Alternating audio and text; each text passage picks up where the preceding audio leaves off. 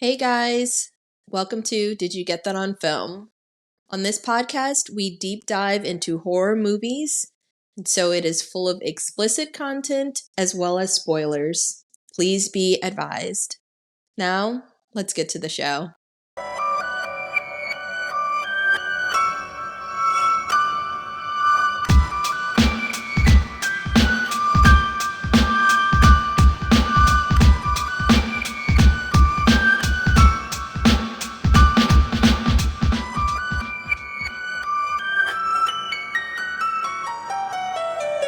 This is Did You Get That on Film, where we discuss characters in terrible situations that we will never find ourselves in.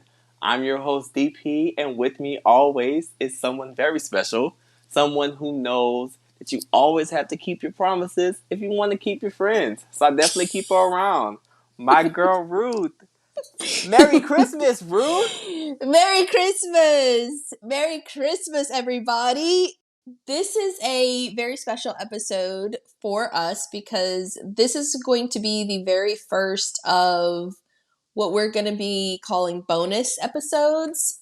So, our bonus episodes, I think, are just going to be different non horror or even horror adjacent movies that don't exactly fit within the weekly episodes, but we still want to do them anyway. So, we hope that you guys like this. And again, if you ever want to request a movie, and now it doesn't have to be horror, it can be anything, just let us know. Hit us up on the socials. We're happy to do it. So, yeah. So, the movie that we're doing today is Jingle All the Way. This masterpiece of film. This is this is a funny movie, and this is a classic movie. How do you feel about Christmas movies in general? Like, are you someone who watches them every year? Do you have like certain favorites that you're like, hey, this is the time to put it on? We do. So, we are very big into Christmas in this house. We are very big into Halloween, very big into Christmas, but we so it's funny, one of our favorite Christmas movies is actually Nightmare Before Christmas.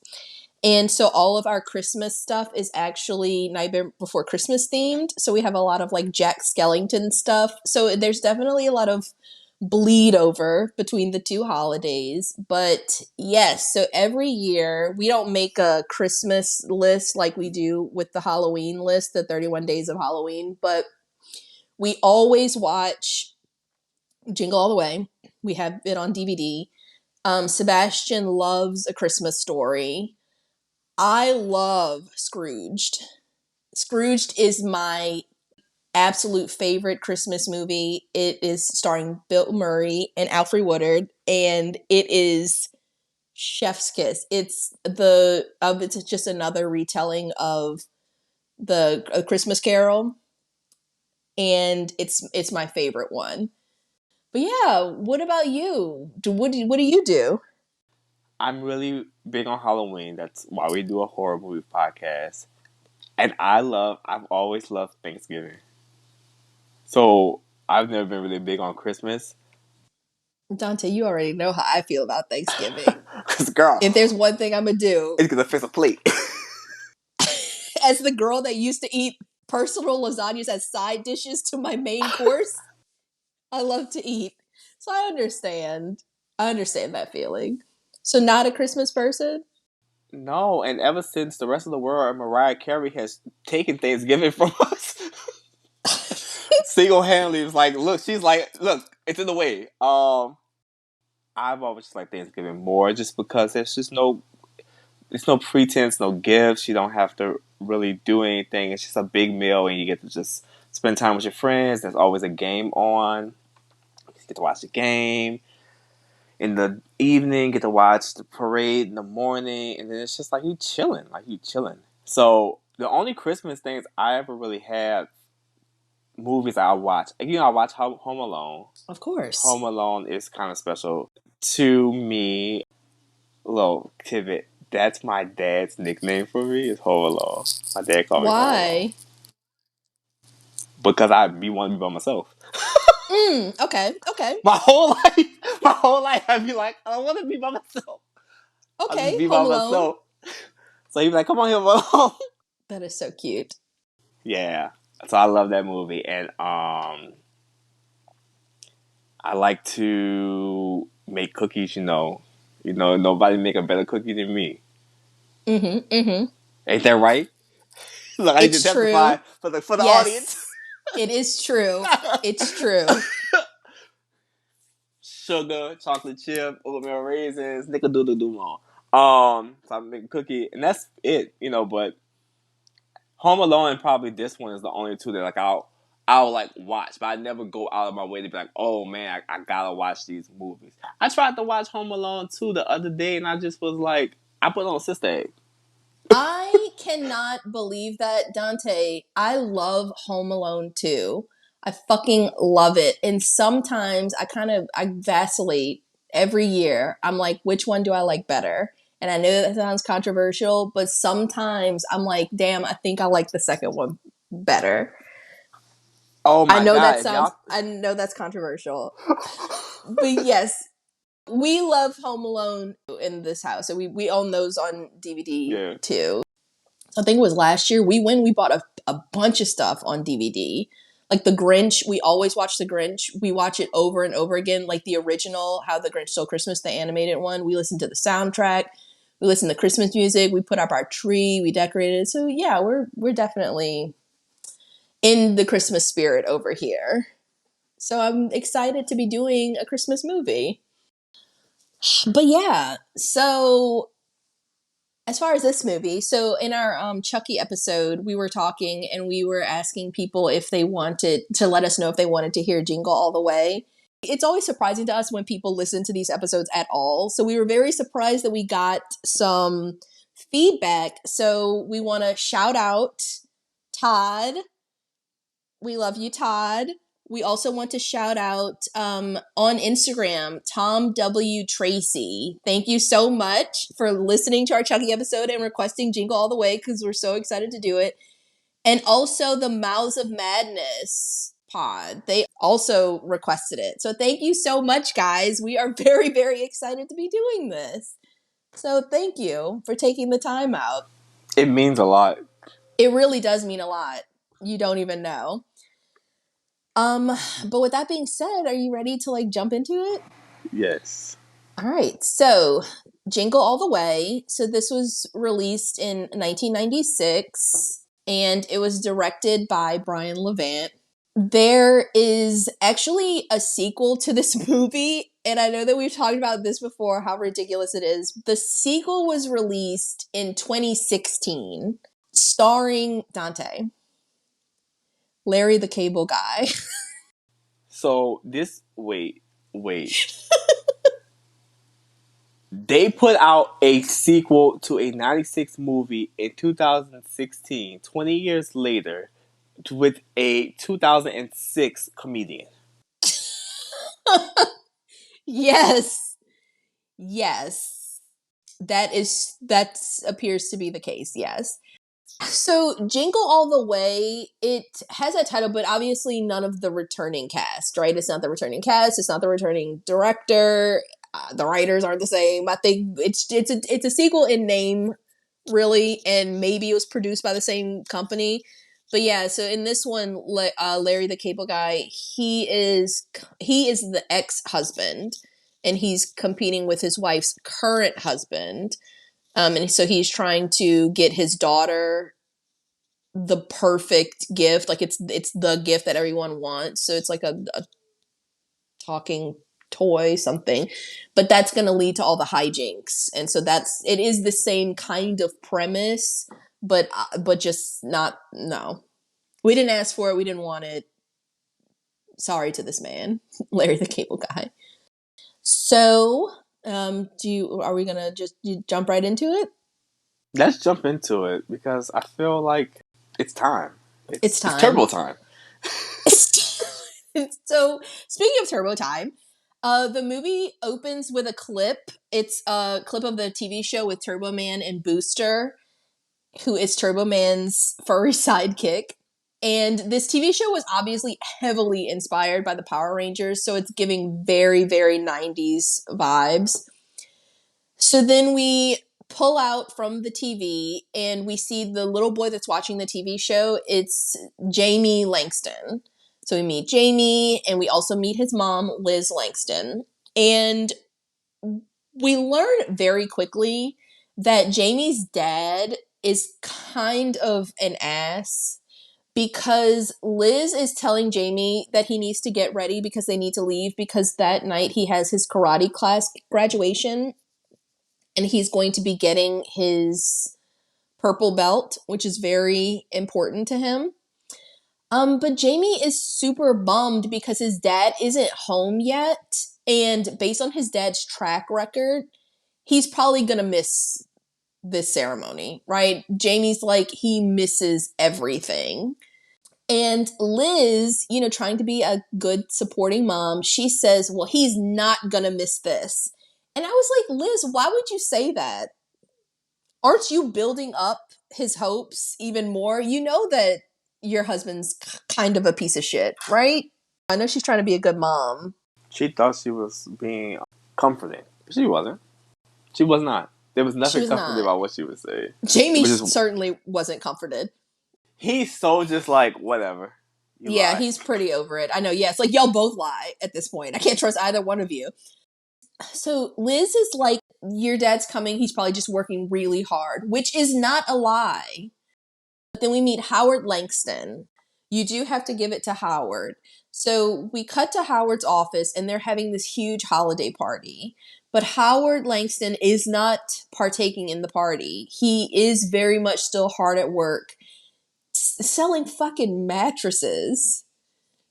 But not a rinky-dink mattress salesman. He is, we hear him on the phone and he makes a deal with Mr. Jacobs, his number one customer, and he sells 200 king-size mattresses to be delivered by the next Friday. So Howard is doing the damn thing, right? It's working. That's a big sell. So we hear him on the phone, and after he's done selling these 200 king-size mattresses to Mr. Jacobs, which, think about that commission. That commission check was probably about to be bomb. But Liz isn't thinking about that. We haven't brought it up yet. He's hustling, but also, he has an assistant who's like, you need to leave now, and you could have left 25 minutes ago. Right. So while he's talking on the phone, his assistant does come in, and she has written these big-ass notes with Sharpie on these manila folders, just reminding him, one, that he has a child, and that, two, that child has a karate graduation in literally 20 minutes. He's on the phone. 20 minutes, you need to be in your seat. He is just telling her, look, bitch, I'm gonna make it. I'm gonna make it. I don't need you to remind me. I'm gonna make it. And so then she reminds him that he said that 30 minutes ago. And yet here he is, still here. And Keith tells her to leave, points to the door. And she's like, look, I'm not getting paid enough for this. Howard is really tripping because even after this conversation where we know that he only has 20 minutes to get there, we get a montage of him taking call after call after call. It has to be at least an hour's worth of calls, right? I was like, there's no way that all of this is happening in 5 minutes. She probably started those notes. She probably told him to leave, when he got there at 8 o'clock that morning. You need to leave soon. She'd probably been writing those notes all fucking day. Don't forget. Remember, you have a child, you're married, you have a wife, responsibilities. No. He was so irritated with her. So during this montage of him taking calls, he's really schmoozing and he's telling every single person they're his number one customer. I mean, he is really great. He seems to be really good at his job. But finally, Liz calls, and Liz is, throughout this entire movie, teetering right on the edge of becoming a single mom who works 2 jobs, who loves her kids and never stops. I don't know about 2 jobs, but... she would get that alimony. Right. she's definitely over it. Jamie's over it, and Liz is also over it because she's the parent that has to be there, right? She's the parent that has to make the promises, and then she doesn't deliver. She has to look him in the eye. It's just a lot. So she is like, Howard, what the fuck? Where are you? Like, we literally have, at this point, they're probably already running late. He's like, I'm gonna make it. I'm gonna make it. And he's still in schmooze mode, right? So he tells her he's gonna make it, and he's like, don't forget, you're my number one customer. And he catches what he said before he hangs up, and he hurriedly tries to like apologize to her. But in Liz's head, she's already planning her divorce party and like what outfit she's gonna wear. So she's just like hanging up. She doesn't want to hear his apologies anymore. So after that, he finally decides to leave. And he just keeps telling himself, I'm gonna make it, I'm gonna make it. He gets in the car. He's driving like a fucking maniac. But when he gets to the interstate, of course, it's bumper to bumper traffic. He's not gonna make it. He's fucked. But you know who did make it? You know who is stepping up? Right next to Liz, Oh my camcorder at God. the ready, is Ted Malton. This is Howard and Liz's divorced neighbor and dad to Jamie's best friend, Josh. And he's the neighborhood. Like what, Ferris wheel? Everybody gets a ride or something like that? He's handing out that candy cane. Definitely handing out the Christmas spirit by the buckets full. Because now Liz is not interested, but every single other woman in Minneapolis is very interested. There are women at this event coming out of the woodworks. They are giving Ted cookies, thanking him for fixing this, saying they need help fixing that. Ted is eating this up because Ted is a real fucking schmuck.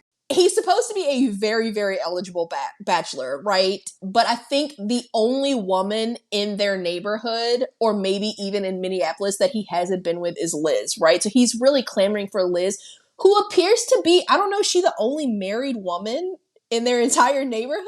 Like, are all these other women just like lonely housewives? Is that why he wants her? I don't know. Yeah, you know these movies, they be like everybody's just single.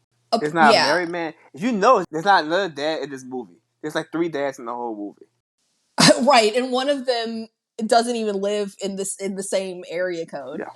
So we cut back to Howard, and he is stuck in traffic, and he is thinking to himself, desperate times call for desperate measures.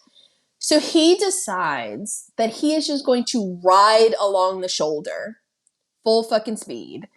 And as he's riding by, he's looking at all the other cars, and he's like laughing like they're a bunch of suckers for sitting in all this traffic. And I'm like, Howard, what the hell were you thinking? Because he's doing this, he blows past a cop, Officer Hummel, who, remember the name, because Officer Hummel might as well have been second billed in this fucking movie as much as he shows up to ruin Howard's day. So he gets pulled over, and he tries to tell Officer Hummel that he has to hurry because he's late for his son's karate class. And Officer Hummel is like, what the fuck does that have to do with me? He's like, I don't give a fuck. He's like, you know what? I don't give a fuck so much. I just want you to get out of the car. I'm about to waste your fucking time. So he makes Howard do a whole field sobriety test. Howard's not going to make it. This sobriety test has to take at least 45 minutes. And meanwhile, we're seeing that all of the kids, including Jamie, are going through the ceremony, and they're getting their new belts, and everybody is cheering for Jamie. But Jamie can't really feel happy because he just keeps looking around at the door, and he is noticing that once again, Howard is a no-show. Fucking boo. He's doing his best. He's not He's not. doing He's his not. He's not. He's not. So Howard finally gets there. He pulls up, and he's just like, I'm gonna He's make it, I'm running. gonna make it. He's running in. And he's like, I'm going to make it. I'm gonna make it. I'm gonna make it. I'm making it. I'm making it. Y'all, Howard show up. It. I want you to understand. It's Christmas time. Howard show up, and he is looking at a empty gym. I'm talking The about lights are Patti off. LaBelle singing for the White House empty. She was looking for her background singers. He was looking for the audience. He was like, "What my?" He was like, "What my audience? What my background singers?" There was nobody. There was nobody there. Y'all, it's literally just a janitor. Nothing. It's a janitor sweeping the floor. It's not a single other person. There isn't even like somebody from the administration there like cleaning up the fucking snack table. It's empty. Like it's been empty for a while. It's been empty for There's a no long time. lingering cars. Nope. And you know, usually when you pass somewhere, you know, like, well, let me go run and see if they still there. You might pass and see like, oh, well, nobody outside, the parking lot empty. Let me go ahead and just go ahead and go home. So I guess in his mind, he was just so focused, he didn't check the parking lot because it was dark. It was The dark. school It was was dark, empty. right? There was not a yes. I'm surprised he was even able to get in. Like I'm surprised the doors weren't locked. Needless to say, He he didn't didn't make make it. it. So, womp womp. So he drives home. He's pulling up to his house. Now, there's a few things to point out in this scene. First of all, if I was Howard and I'd fucked up that fucking bad, you didn't make We had a it. pizza. I would have had a pizza. I would have had flowers. I would have had candy. I would have had the fucking Turbo Man doll that you didn't get 2 weeks ago when your wife told you to. He pulls up to the house empty handed and with an attitude. Empty handed. So as Well, he's he got an driving up, attitude for a reason. okay, we disagree on this. No, because you wrong on this. That's I'm why we not wrong. disagree. Listen, Ted, I don't. Ted on the Ted is on the roof of his house. So not only did Ted make it on time to the karate class graduation, record it so they can cherish the memories, now he's installing the Christmas lights on Howard's home. And Ted is just like, well, I too noticed far. you hadn't done it. So Howard Too far. Too far. is unhappy, to say the least. He is really appalled, but this is my thing. It's the day before Christmas Eve. Howard was never going to put up these lights because, as we know, he wouldn't have had time on fucking Christmas Eve. We just not gonna have. We just No, people ask their neighbors for help all the time. The most shameful thing about it is that Howard put Liz in the position to even have another man offer to put the Christmas lights up. That's how I feel about it. you know how I feel about it. We ain't gonna have no goddamn lights this year. We just don't have lights. That ain't nothing. We got lights inside, lights on. So this is my thing though. Howard never makes it to anything for his family. He doesn't step up and now they have to suffer through Christmas with no lights when they have a fucking 6-year-old because you just could not fucking make the time to do it. Because you can't trust somebody like Ted. All right. I'll give you that. So Ted and Howard are now in this face-off because they clearly don't like each other, right? Because Howard has every right to not like Ted. And Ted is like, I'm trying to pipe the last available wife in the neighborhood. A hater. Yes, he is a hater. He doesn't like Howard. They're going to make that very clear throughout the film.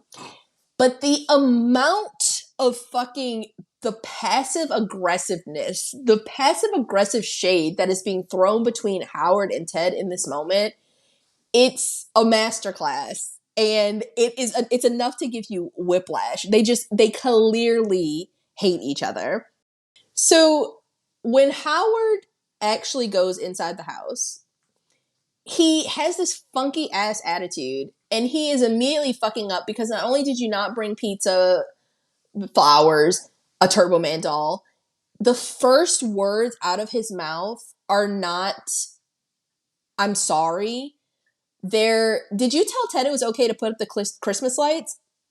Dante. On my house. Liz is like, sir. He didn't speak. I'll give you that. He could have said good evening. He could have said good evening. He didn't speak. He didn't. Liz is like, you need to check your tone, young man. She was like, do you know what time it is? First of all, not only did you miss the karate class graduation, you're also dumb fucking late. They'd already had dinner. I'm with Liz on this one. She was like, sir, don't talk to me any kind of way. So then Howard starts talking about the traffic and the speeding ticket. This is Howard's problem. Howard at no point until the very end of the movie, I guess this is the growth in the movie, right? He never acknowledges that Howard is wrong. He is fucking wrong. He was wrong from the jump. You were speeding, you got into traffic, you were speeding, you got pulled over, all of this because you left late. But he'll never acknowledge that. And then he's really kind of acting like Liz is stupid because Liz knows you were still at the office. You had 20 minutes to be there, 30 minutes before she called you. So Liz tells him that he doesn't need to explain this to her. He needs to explain it to Jamie. So now Howard goes up to Jamie, and if looks could kill, Howard would be dead and fucking buried because Jamie is just rightfully very much over the bullshit. And Howard tries telling Jamie that it wasn't his fault, which is false. And Jamie just walks into his room and he ends up slamming his door in Howard's face. And I was like, damn. He knew he was wrong. He knew he was wrong, right. So the kid has every reason to be upset. So Howard tries to take the silly approach to win Jamie over. And so he's just kind of acting a fool in Jamie's room. But at this point, Jamie isn't even like angry about it. He's just kind of really just over it. He's just kind of done with his dad at this point. Jamie's like, I don't care anymore because you just never show up. You say you're sorry, but then you do it again and again and again. So then Howard does the same thing that every deadbeat dad does in situations like this. They're like, how can I buy you something to fix this problem? What to can make I this go buy? away. Right, This to what go can away. I buy you to make this all go away? So he's like, what do you want? Anything, just name it. Something you would absolutely love to have, I will get it. And Jamie was like, you already know what time it is. Turbo time. Exactly. He was like, I want the Turbo Man action figures. I want the arms and the legs that move. I want the boomerang shooter, the jetpack. And of course, if it doesn't have that realistic voice activator that says 5 different phrases, including its turbo time, then I don't fucking want it. He was very fucking clear. I want this doll. And he says everybody he knows is getting one, and anybody that doesn't get one is a fucking loser. And Howard's like, well, that's not going to be you, Howard. This was Arnold's turn into politics. Everything's a lie. Stop. Everything's a lie. Exactly Everything's right. a lie.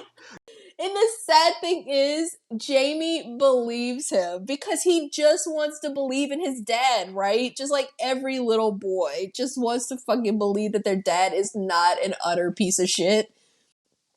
This totally turns the tide. Jamie tells Howard he loves him. They're bonding.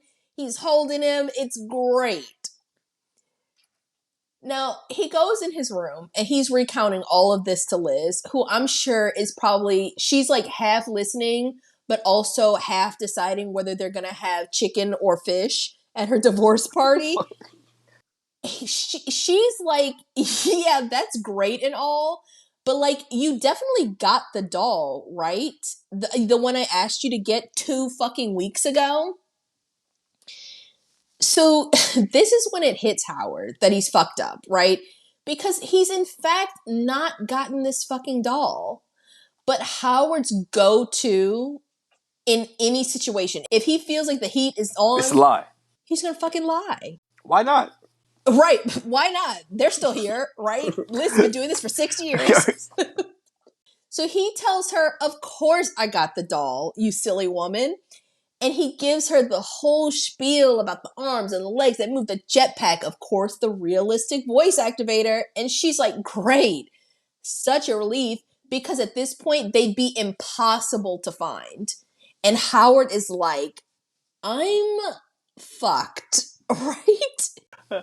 Howard is such a salesman. He was like, the way he flipped that fake ass speech that Jamie gave him, he was like, yeah, the arms and the legs and the turban has 5 changes.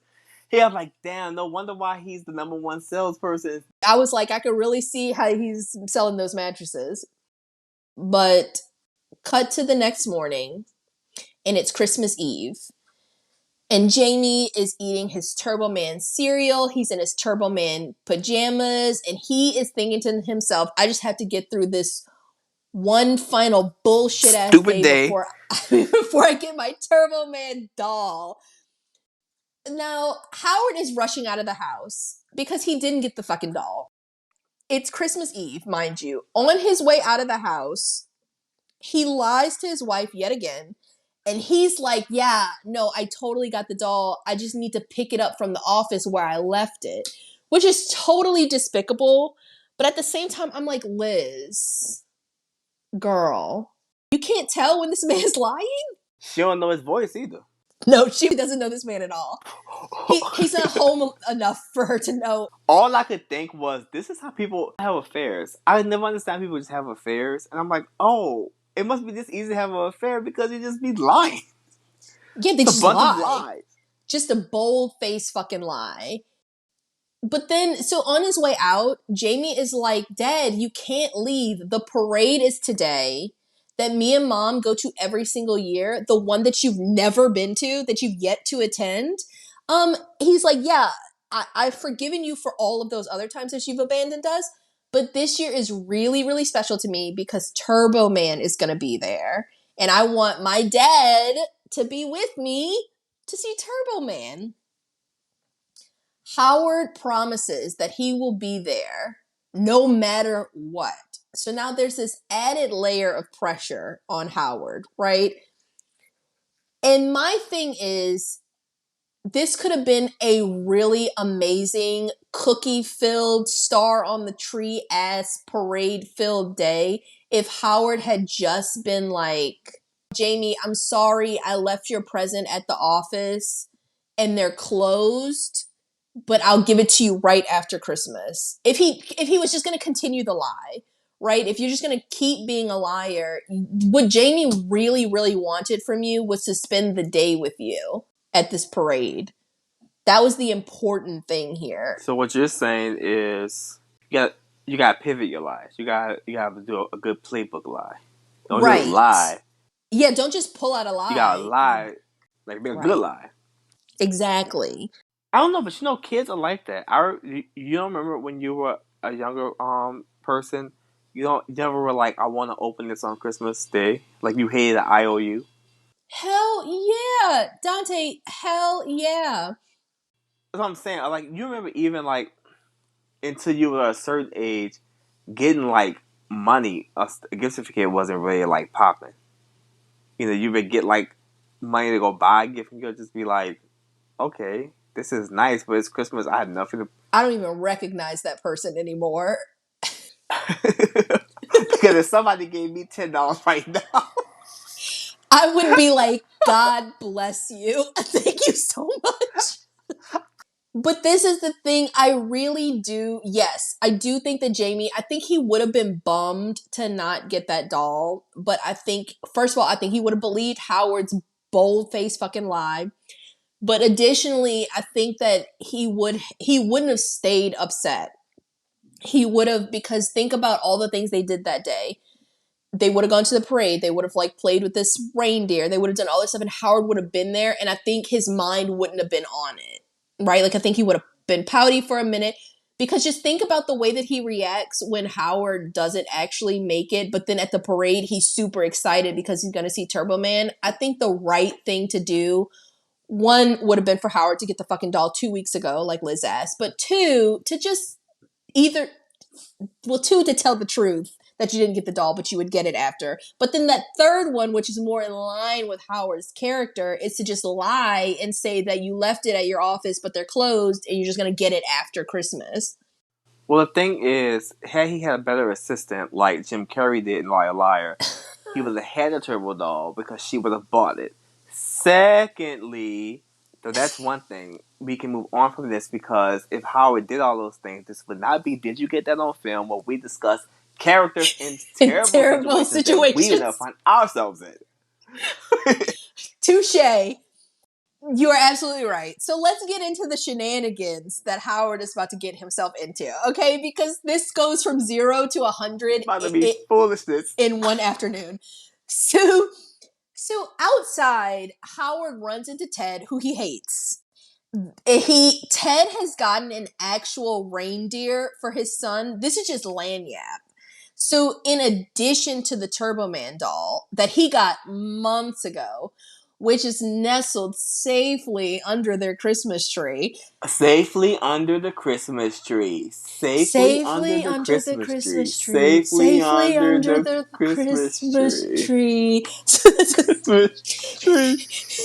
And if y'all don't know what we're doing, in movies, when a character remembers something that another character has said, that's the effect we're going for. So you can let us know in the comments if we nailed it or not.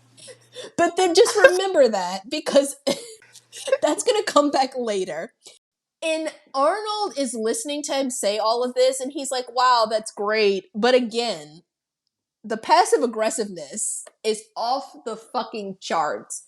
Because Liz might not know her husband, but Ted for sure knows that Howard didn't get that fucking doll.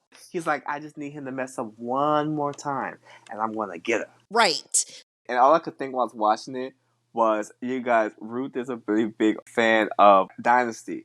And she used to make us watch this one scene from Dynasty 20 times. I'd be like, can you stop playing this stuff? Y'all, stop. It's burned. It's so The champagne was obviously frozen in the bottle at some point. If the champagne is too burned for your taste, Miss Devereaux, don't drink it. The caviar, I trust, is not burned. I really wouldn't know. This is Asatrova, and I prefer Petrosian Beluga. Dante, don't even get me started! The tension between Howard and Ted is rivaling the tension between Dominique Devereaux and Alexis Colby. It's so fucking palpable how much they hate each other. And I am like eating it up because Ted really does, like, as it goes on, putting up the Christmas lights on the house, I was like, okay, I could see how that would upset a man. As the woman in this situation, I'd be like, well, shit, you didn't put them up, you know? But it only gets more and more egregious as the movie goes on. Ted really starts to do some out-of-pocket shit. And so you really can't blame Howard for the way that he feels about him, right? Because Ted's a lot. Well, while waiting in a crowd of people outside of the toy store, Howard gets there and they have just like 5 minutes until opening. They're opening at 9 a.m. They're all waiting, and Howard meets Myron Larrabee, who is Sinbad. He is Sinbad, y'all. Arnold and Sinbad were like peak popularity in 1996. We love this duo. I cannot imagine this movie with anybody but Arnold Schwarzenegger and Sinbad. This is a powerhouse right here. Myron Larrabee is a postal worker, and he is also a divorced father who is trying to get a present for his son. Just like Howard, he's also trying to get this fucking Turbo Man. Myron has a lot of shit with him. He's not well, man. So, Myron is certified crazy. He's not well at all. Myron is sick, y'all. So Myron is also there to get the Turbo Man doll, but then he starts going on and on about how they're being set up by toy cartels and they're being pushed to buy these new toys and that their kids are being brainwashed with these subliminal messages. And everybody around him is just kind of like, okay, this guy's kind of like off the rails. Why does that story end the way it does? Okay. Sinbad's out there choking white women. Myron he comes on too strong, right? In this frenzy, he grabs this woman by her neck and he just starts choking this random woman who's terrified. She's like, damn, I'm just trying to get a toy for my grandkids. I don't want to die. So he's like, everybody, I know what I'm talking about. I went to junior college for a semester and I studied psychology. And everybody's like, this man needs help. After Myron is done causing the scene, the store doors finally open and people rush in. And they are in a mob, right? They literally trample the store employee to get this fucking doll. It is a madhouse. And Arnold's big ass is rushing, like pushing people out of the way, elbowing people. Howard and Myron quickly realize that the Turbo Man dolls are all completely sold out. And when they ask a store employee if they have any of the dolls in the back, literally the employees call out to the rest of the store so that everybody can point and laugh at these two men for being so stupid to think that the Turbo Man, the hottest doll of the season, would still be in stock. And that's why you can't get people to vote for a living wage. This fight for a living wage is never going to happen because employees do shit like this. So, as they're done laughing at them, Arnold snatches up these two employees because, check your tone. He Arnold. Yes, he snatches them both up. And the employee reveals that there is a woman who just left with the last one. She had it on layaway, which I was like, girl, I heard. The Christmas presents are expensive.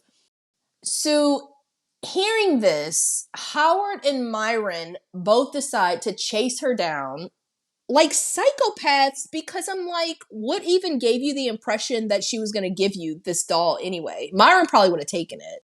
But like the thing is like, okay, so the clerk is like, let me just throw this poor lady under the bus because I don't want to feel the wrath. I don't want to get my ass beat by this big ass man. So I'm gonna let her get. And the thing is, this lady, I'm telling y'all, this is why this movie is such peak continuity and peak filmmaking. This lady was the one who got choked. I swear, she already been choked. So when she see Myron, she's stressed out. She's like, I need to get home as fast as I can. She's already been physically assaulted by a postal worker.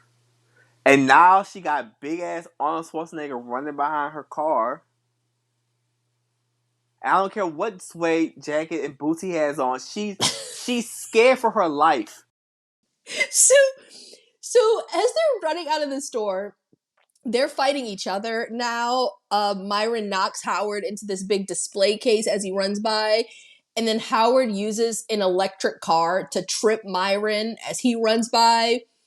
But Arnold ultimately is the one that catches up to the lady as she's driving off. He can see the Turbo Man in the back of her car. But he's so fucking big and lumbering, and she's already been physically assaulted at this store, right? So she speeds off to avoid this insane man trying to rob her. Pretty much, because what's he gonna do? Just be like, hey, he was probably going to offer her an insane amount of money, and then if she'd said no, I don't know what he would have done. He would have been like, well, now that's funny because now you're about to have no money and no doll. 2 pieces and a biscuit. That's a different movie. That would have been the rated R version of the movie. So she's lucky to have driven off because Howard, we see, is a man that is on the edge, right? But then can you imagine if Myron would have showed up? He would have shot her. I don't know. He would have shot her. He would have straight up shot her. He would have given her that bomb routine. Straight up. He would have just put the bomb in her car. She would have to run out of the car. He would have stolen a car. He would have stolen the car. It would have just been Grand Theft Auto in that bitch. It would just be it went from just a simple mission to next thing you know, you got 5 stars and you getting chased by a helicopter. Had that happened, I wouldn't have been surprised because Myron is a crazy person. So it wouldn't have shocked me if he would have just stolen this woman's whole car. He's not well, He's man. not a well man. So they didn't get this turbo doll, right? So then we get a great montage of Howard driving all over town to different toy stores. He's looking for this fucking Turbo Man doll. He's calling different places. He's being laughed at every single time.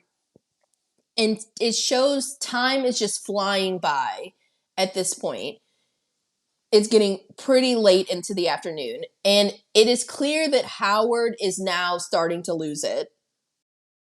So he ends up like he goes to one store and they're totally sold out of the Turbo Man dolls, but they have this big cardboard cutout of a Turbo Man, and he like decks it in the face, but it bounces back and hits him in the head. So he just rips this Turbo Man apart. He's hanging on by a thread, and everybody around him is very alarmed. And it's at this point that he probably should have just gone home. He doesn't go home. He doesn't. Meanwhile, at the Langston residence, Jamie and his friend Josh, who is Ted's son, they're playing, and Liz is slaving away on her famous holiday sugar cookies. Ted comes in, and he's just being like a real fucking schmuck, right? So he's giving Liz all these compliments, and he tells her that she should take a break and she should have some me time, go take a shower, and Ted can watch the boys and finish the cookies while she goes upstairs. And then this is the first out-of-pocket thing that he does. And Liz should have checked him here, okay? Because he steps over the line.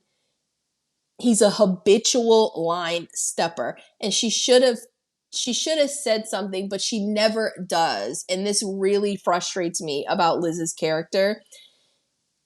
Ted reaches his arms around her waist and to untie her, like he goes in the front, almost like an embrace, and unties her apron and takes it off. And then he puts it onto himself. And it's very clear that Ted is into Liz, even though she is a married woman. But Liz never addresses this. I don't like that. It's not likable. It's not likable, Liz. So Liz ends up taking him up on his offer, and she goes upstairs to take a shower. Now, while she's in the shower, Howard calls home from a payphone, and Ted answers their house phone. I didn't like that. So we were trying to decide, guys, like, because at first I was like, oh, he just needs his ass whooped. Like, my answer to everything is he needs his ass whooped. Right. But then I thought to myself, I was like, okay, well, you gotta start thinking critical. Put your thinking cap on, all right? Put your thinking cap on. Right now. Right the hell now. I was like, it's 96. Is it still that time where you answer the phone because, you never know who's calling? Is that kind of like what it is? This is my thing. I was trying to like put myself in that mindset. Yes, I do believe that is the case. I believe that in 96, this was the time where somebody would call, and I think that anybody that was around would pick up the phone and they would just say, like, Langston residence, let me take a message. Right? So I don't think it's as out of pocket as we're thinking it to be for like 96. This was, people had house phones, like just to give you an idea of how long ago this was. It could have been anybody. Like Howard could have been dead on the side of the road.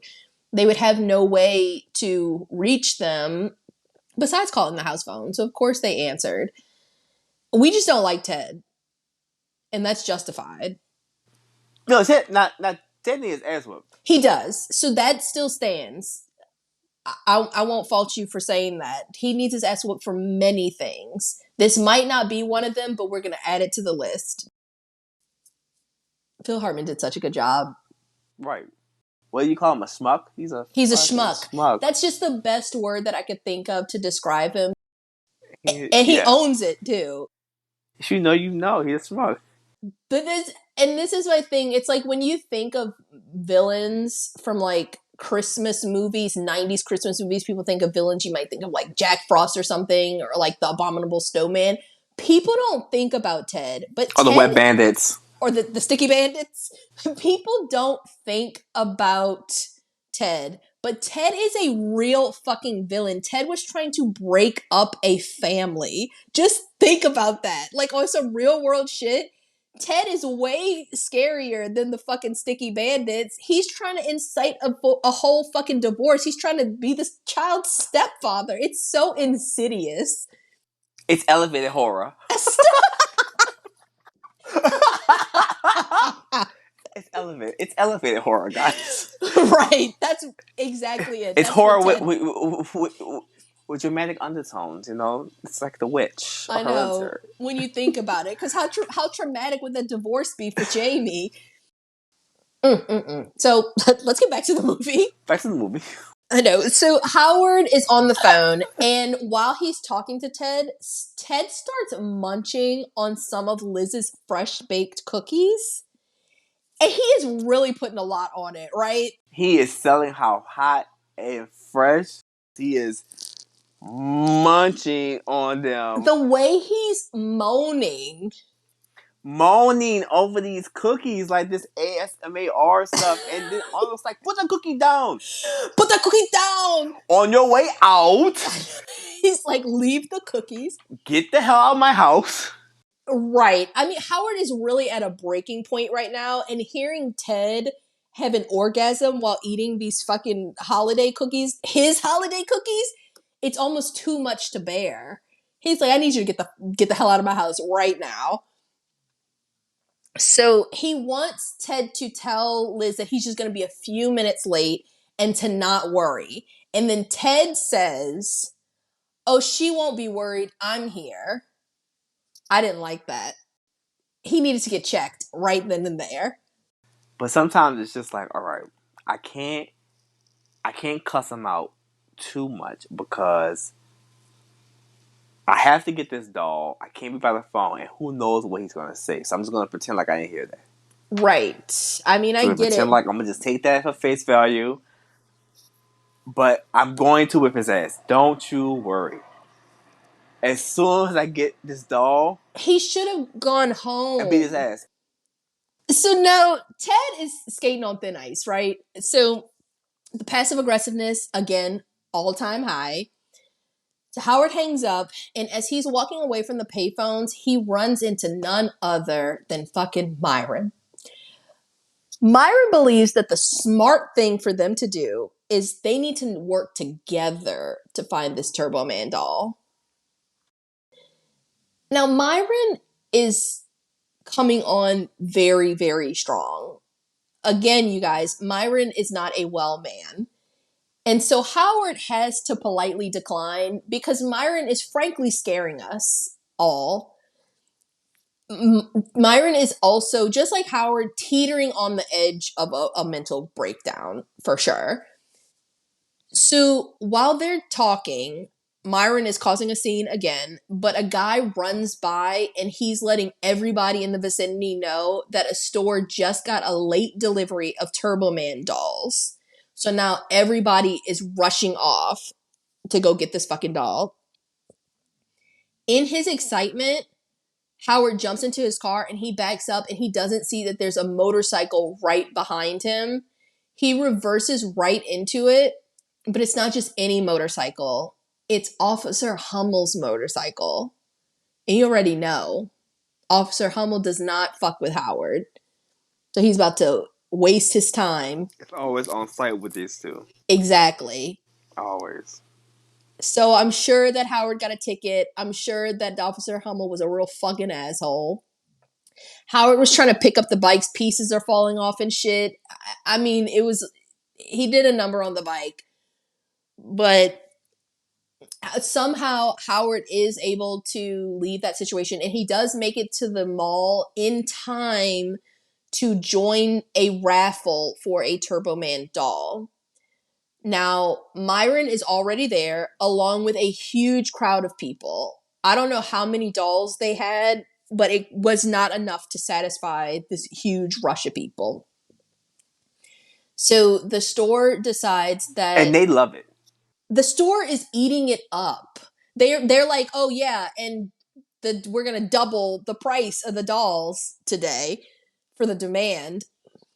We're gonna double the price, which is just, capitalism at its finest. But it's also just like, we're gonna double the price, and what we're gonna do, because we're feeling kind of festive, we're gonna play a game, a Squid Game. And what we're gonna do is we're going to we're gonna give you these balls, and they're going to be they're gonna have a lottery. And it sounds fun, right? It sounds very easy and cool. But you know what we're gonna do? We're gonna just throw the goddamn balls on the floor. The We're gonna toss balls, them in the air, and good luck. good fucking And good luck. luck. The balls, they're bouncy Finding balls. the once you find the ball, we hope that it's a number. Because if not, you just broke your ass for no reason. If not, you just assaulted 5 people, caught charges for nothing. Because if you get a ball without a fucking number on it, that means nothing. They're gonna do this lottery style. So they throw all these balls in the air. They're extremely bouncy. Everyone ends up fighting. Literally, adults rolling on the floor, clawing each other, biting each other. Everybody is trying to get one of these fucking balls. It's pandemonium. So Howard is able to get his hands on one of the balls, but fucking Myron needed his ass kicked too. Howard was just trying to get back to his family. Otherwise, I feel like they would have had to fight. You would have had to fight me after what you put me through. Myron straight fucking maces him in the face, in the eyeballs, close range. And he steals Howard's ball. Insane behavior. This is insane. For just for a chance for his number to be called. Like, let's be clear that it's not like he got a ball and it's like immediately you get the doll. That's just for the chance. So like, you could have maced me for nothing. Again, this is a squid. I don't care what they say. This was the Squid Game writer was like, ooh, write that down. Yeah, the Squid And Game then writers whatever. were like, ooh, we can use that. This was this was definitely some like just almost jigsaw level like gaming. Like any more. I mean, it was practically bloodshed, right? Like, Myron assaulted a man. That's the second person he's assaulted in this fucking movie. So Myron is doing his victory dance, and Howard starts yelling to the crowd that Myron got 2 balls. He got 2! He got 2! Because he wants the crowd to turn on Myron, which they do. They turn on Myron and they tackle him to the ground. And he's screaming, Rodney King, Rodney King. And I was like, damn. So Myron ends up losing the ball. And Howard goes on this crazy chase to get this ball. Is so fucking bouncy, y'all. It's made out of the material that Flubber is made out of, which I know I'm dating myself with that movie reference too. Talk about a cool ass movie. I know. So this ball is traveling through the mall, and it bounces into the lap of this psycho little girl who ends up going all around this playpen type area. She gets in a ball pit. Howard is chasing her, looking like a pedophile, and she ends up putting the ball inside of her mouth. And now we get it. Howard is very desperate at this point. We understand. But the appropriate thing to do, because this is a literal child, would be for Howard to approach her mother and say, excuse me, explain, I'm doing this raffle. Your little girl took my ball. Can I please get it back? It's in her fucking mouth. It's a choking hazard anyway. He doesn't do that. So Howard is very out of pocket with this. He grabs the little girl's face to try to get the ball out of her mouth. And so, rightfully so, the girl's mom just starts beating his ass. and she's calling him a sicko and a pervert, which is fair. He's doing a lot right now. He's doing the absolute most. Unnecessarily. It would have been just a quick conversation. But she grabs her daughter and she's trying to make a run for it because Arnold's a huge guy. And Howard tries to follow her, but then all the moms in the area start beating his ass with their purses. And Howard yells that he isn't a pervert. He's just trying to get a Turbo Man doll. I'm no pervert. I just want my doll. I know, poor Howard. So as he's yelling this really shady Santa elf duo, they overhear him.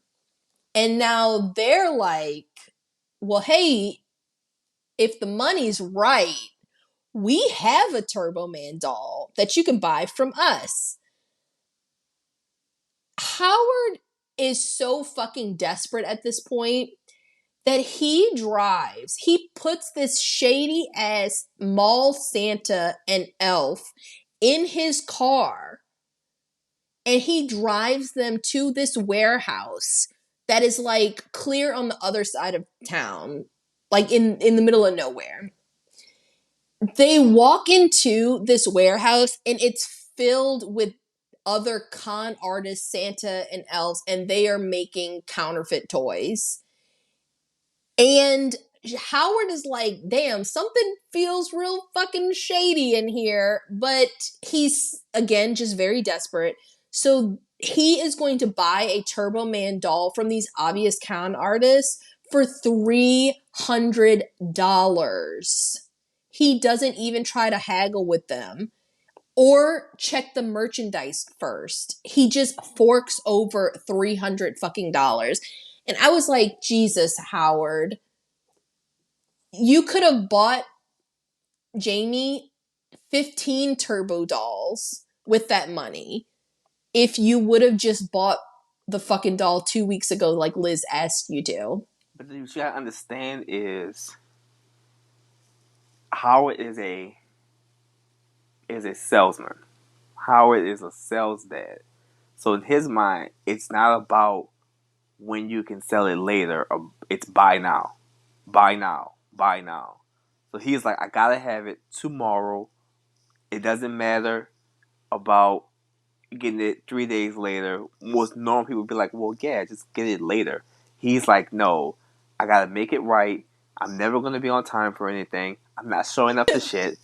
Look, I'll keep it real with you. I'm not showing up to anything, but I'm gonna always have money for you, man. So here's this money. Here's this damn doll that you asked for. Here.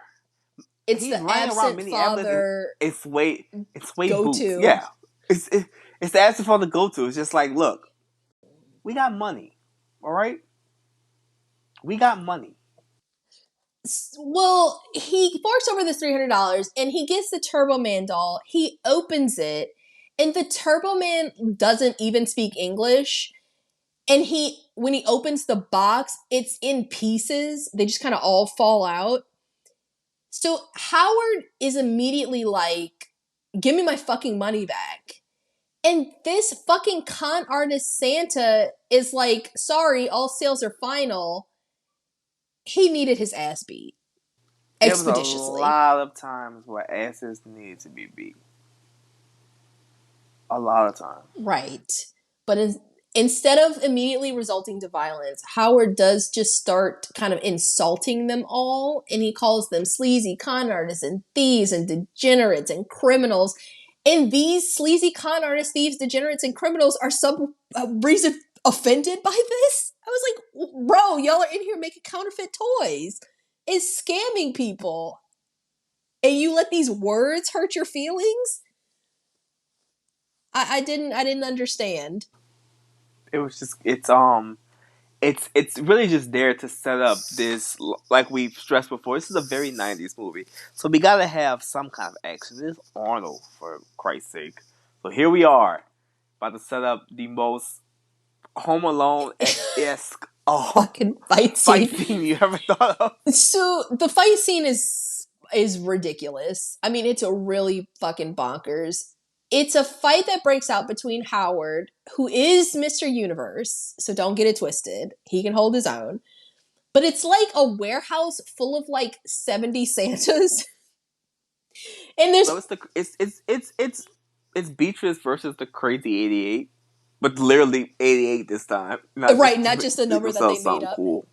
Right. Or it's like it's like there's different types of Santas. There's like tiny Santas, really big Santas. There's elves with tasers. It's really crazy. Um they're all fighting, rolling around. Howard's knocking people's blicking blocks off. But then that shady elf comes up and he tases Howard in his in his asshole, I guess. So Howard got tasered in the ass. Howard gets tased in the asshole.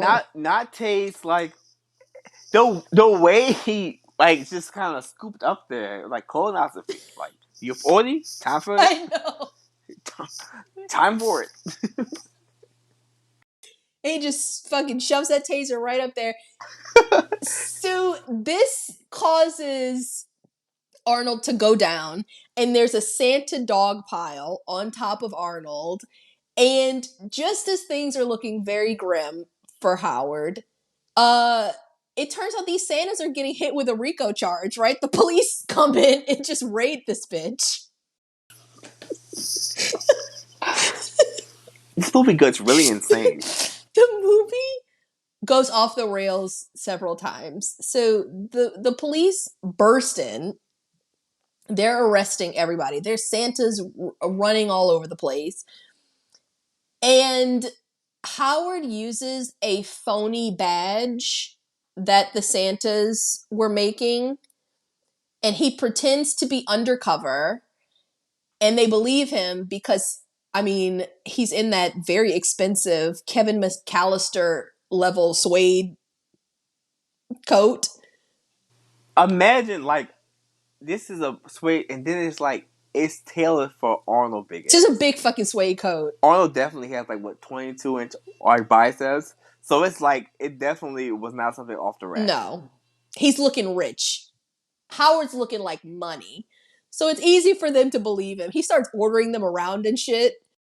And like the stupid fools they are, they're listening. And he just like waltzes out of this situation. But I am still so heated. I don't think I'll ever not be heated by the fact that Howard did not get that $300 back. That's because we're poor. I think about it. I went to sleep that night. Before I went to sleep, I was like, damn, Howard did not get that $300 back. I don't like it. It's probably my least favorite part of this entire movie. So as he's driving back, Howard's car ends up running out of gas, and he has to push the car to a diner.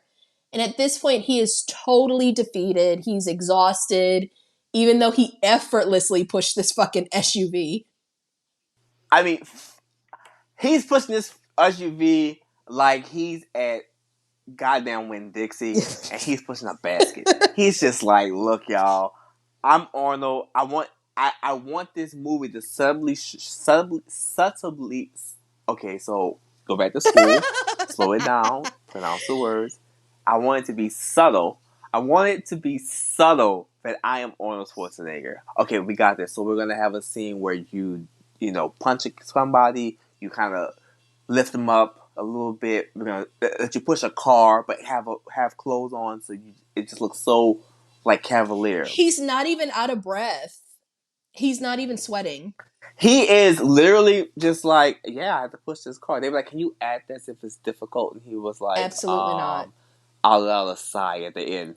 He let out one sigh at the end, like, it was almost like he had a Sprite. Like he was like refreshed.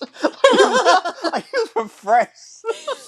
He's pushing, and it's a fucking like expedition too. It is not a little car, and he's just pushing this shit like it's nothing. It was on a bridge. It was on a bridge. Yeah, I mean, he pushed it far too. Could you imagine? I would not be able to push this fucking car, so no, I cannot even fathom. But yeah, so Arnold defeated. Howard defeated. So meanwhile, at the Langston residence, Ted is still doing his schmuck thing. And this time he's brought out this reindeer that he got for his son, and he's letting all the kids pet the reindeer, which his son Josh named Ted after his dad. And he's bringing all the neighbors hot chocolate. He's eating up all these comments. I mean, just being like a real fucking asshole, right? Like, he's just such a piece of shit. They're just like, oh my God, Ted, you have such Christmas spirit. Oh my God, Ted, it's such nice. I'm just like candy cane galore. He's just like, They're okay. really fawning over Ted, doing a lot. And Liz is just like, yes, like, this bitch. she hating nah. If you his friend, you supposed to be proud of him. Happy for him. But Jamie is very jealous of Josh's dad, right? And Josh tells Jamie that his dad wasn't always like this. He wasn't always a schmuck. He didn't start doing all this cool, fun parenting stuff until his parents got a divorce. And then he happily tells Jamie, he's like, hey, maybe your parents should get a divorce. It did wonders for my dad. And I was like, way to put a positive spin on divorce 90s. Shut up, bitch. He's a kid. He doesn't know any better. Shut up, bitch.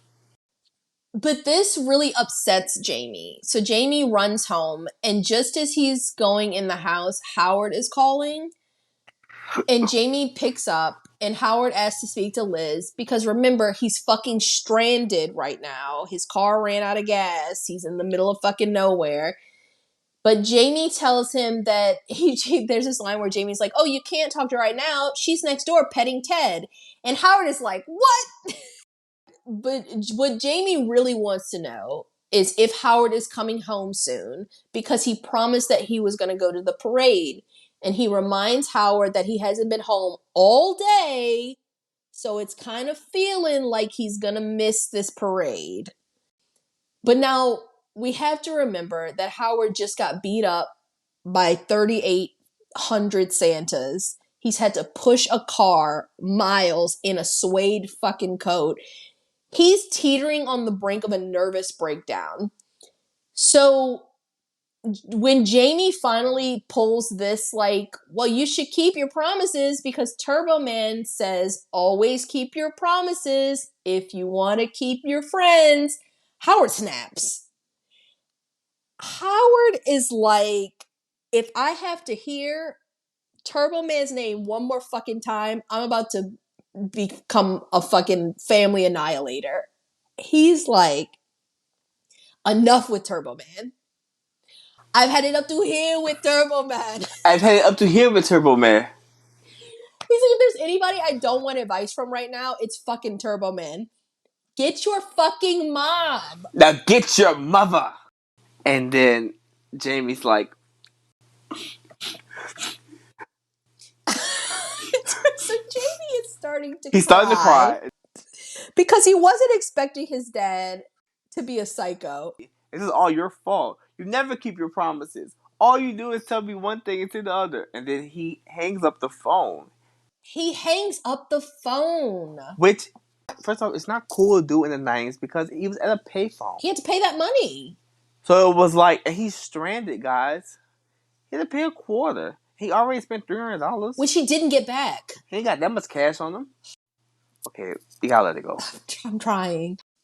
But, yeah, so Jamie hangs up on him, and he's stranded. He really needed to talk to his fucking wife, but, okay, Jamie is hurt, to say the least. And he just, after he storms off, Liz only sees the tail end of this, so she doesn't really know what's happening, but she is beyond frustrated with Howard right now.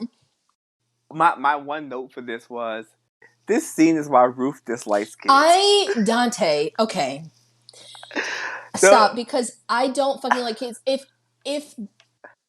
this fucking kid, if it was me and I was stranded and I was at the point where I was literally like about to have a nervous breakdown and a kid hung up on me, I might never go home. I might just be like, well, fuck him. I'm the one making the money around here. Fuck that kid. I was so irritated because Jamie, let him talk to your mother. You don't know what the hell is going on. It's too much. Kids do too fucking much.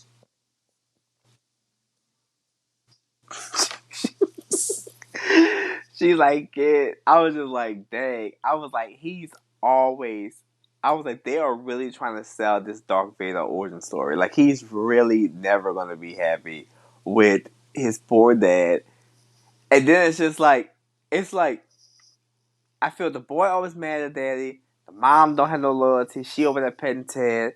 I mean, Howard really. This scene is really like the lowest you would think, but it's gonna It's get going to lower. get lower, right? Because so Howard in this moment is feeling like a real piece of shit because it's like, okay, he didn't get the toy, that's fucked up. He's a pathological liar, that's also fucked up. He's an absent father, that's fucked up. But he's like, on top of all that, I yelled at the kid.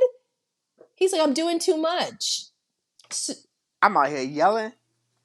That's the is a slippery slippery slope. slope. That thing on Beat me. Hit the kid. beating them for slamming doors in his face. So at this diner, as Howard is lamenting, also at the exact same diner, which what are the fucking odds, is fucking Myron, who's also feeling like a piece of shit because I guess, surprise, surprise, he didn't get a Turbo Man doll. So now they're both sitting, lamenting about being screw ups, bad fathers, and they're drinking out of this bottle of liquor that Myron carries on him, which of course he does. Everybody, please keep in mind that Myron still has mail that he has not delivered. Please keep in mind that Myron is a government employee and he is here at this diner while people are sending Christmas packages and he is drinking in the middle of the afternoon. But Myron tells Howard a story about when he was younger. He wanted the hottest toy that was out that year, and it was a Johnny 7 OMA gun. It's the exact same story. He really wanted it. He was like, everybody's going to get it. If you don't get it, you're a loser. But his dad let him down and he did not get him the toy. He never forgave his father for this. And he actually blames this act for him becoming a mailman and what he calls a screw up, because he's like, my next door neighbor, his dad did give him the Johnny 7 OMA gun for Christmas, and he went on to be a CEO and billionaire. Boom. That's all the proof you need right there. It seems like you guys were working class, and you the one. You probably could be better at the post office if you did your damn job. I don't feel bad for you, Myron. You choked that woman. You maced that man, and now you are. It's Christmas Eve. People really need you to deliver today. Out of the one day where you could just not mess up, this is the one day.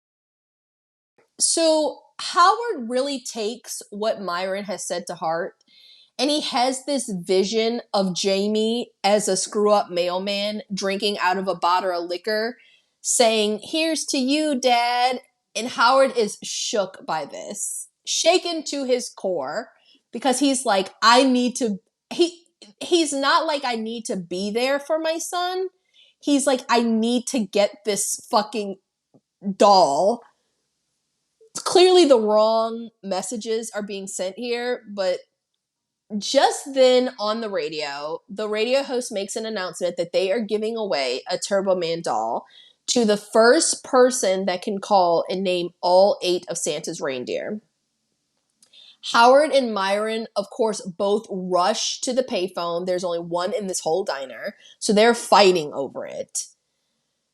Howard boxes Myron out of this phone booth, and he is actually able to get through to the radio station, which is crazy because in the 90s, to get through to a radio station for a competition was like, I mean, unheard of. You might be trying to get through to a radio station for hours because everybody's fucking calling, right? Howard is able to get through. Y'all, it's a fucking Christmas miracle.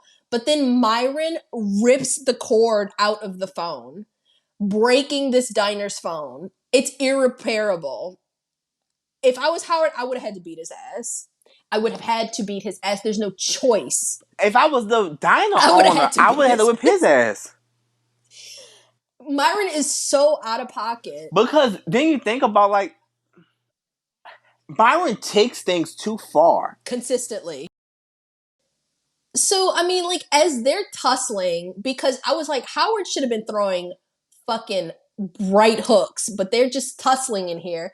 The diner employee is like, hey, y'all need to get the hell out of here. So he tells them that the radio station is just down the street. Take that shit there. Y'all need to get the fuck out of here. Now, when they get there, they run to the radio station. Howard is coming on extremely strong. He gets to the station booth where the host is, and he fucking kicks the door in, and it shatters. The radio station, the host, immediately jumps on the phone to call 911 because Arnold is a big fucking dude. He was probably terrified. I know I would be. But Howard just names all 8 reindeer. So you have to give him credit for that. He did do it. The radio host is about to explain to him that's not how the contest works when Myron's crazy ass, who consistently takes things too far, Myron comes in and he pulls a package from his bag and he tells everybody that it's a bomb and he's going to blow up this station. He's going to murder all of these people unless he can get that fucking doll. Now, Myron is going off, and it's clear that he has some very deep-rooted issues that I'm sure go well beyond your father not getting you that Johnny 7 OMA gun. But as he's doing all of this, we realize, of course, that this is not a real bomb. Myron was lying. And once Howard figures this out, I was dying. Myron was like, I'm sorry, I've been Myron under pressure said, since this Zip +4 thing. that kind of line is so, it's just like perfect. Topical, hilarious, really like in sync with the character. I was like, and when you told, I think, did you tell me that Sinbad made all this stuff up? Like, he made these lines up. He improvised most of the script. Yes, so that was something that I found. So that's just like, damn, you really in character, dude. I know. So I was going to talk about that in the fun facts, but yes. So just like as we continue through the movie, because we're going to start getting like obviously a lot more Myron, just think about the fact that Myron's character, Sinbad, actually improvised almost all of these lines. And then Arnold Schwarzenegger had to do a lot of improvisation in their conversations to keep up with them. So all of this crazy, ridiculous, hilarious stuff is just straight off the dome for Sinbad, right? So that's super silly to say that. I've been under pressure since the Zip +4 thing. I was like, that's so fucking silly. Especially like as a like knowing that like your character as a postman, what would be something that like would be funny and that's just like, damn, you know, that's a real like comedian, like that's funny as hell, right, man. So now Howard is about to fight him, as he should, when the radio host is like, wait, you guys don't think I actually have a doll here? And they're like, what? The radio host is like, no, I have a fucking gift certificate for when a doll is available again in stores. And now, rightfully so, Myron and Howard are both about to beat the radio host's ass because you didn't say all that. You purported something completely different on the show. even if I didn't like wasn't like crazy and running around all day, I would be like, this is so. It's like when you get the wrong order to drive through or something. It's just like, what is and your this? day is totally fucked up. Yeah. So they're mad. But remember, the radio host did call the police. So now an entire squad of police show up, including, of course, Officer Hummel, because he just has nothing else going on but to fuck with Howard all day. So Myron pulls the same bomb thing and he tells them, I thought this was so funny too. He has his bomb. He's like, I'm going to blow it up. And he's like, I work for the post office, so you know I'm not stable. And he looks at Howard and he's like, tell him, Howard. And Arnold Schwarzenegger just sighs and he has the most serious look on his face. And he's like, this man is totally insane. And you can tell that Howard feels that with every fiber of his being. Myron is really fucking crazy right now. So now all of the cops put their guns down, and Myron and Howard are able to escape. Myron leaves the package on the ground and tells him not to move because he's like, I have a detonator. I can set it off at any time. I'm crazy. Officer Hummel does not believe that this bomb is real because he smelled it and was on the bomb squad for 10 years. So he just rips this package open, and this time it really is a fucking bomb, and it explodes in their faces. Officer Hummel realistically should have been killed. That's that kind It's of not movie. that kind of movie.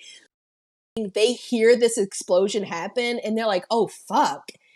And Myron was like, there really was a bomb in there? This is a sick world we're living in. People are sick. It's just like, and I was like, Sinbad did such a good job.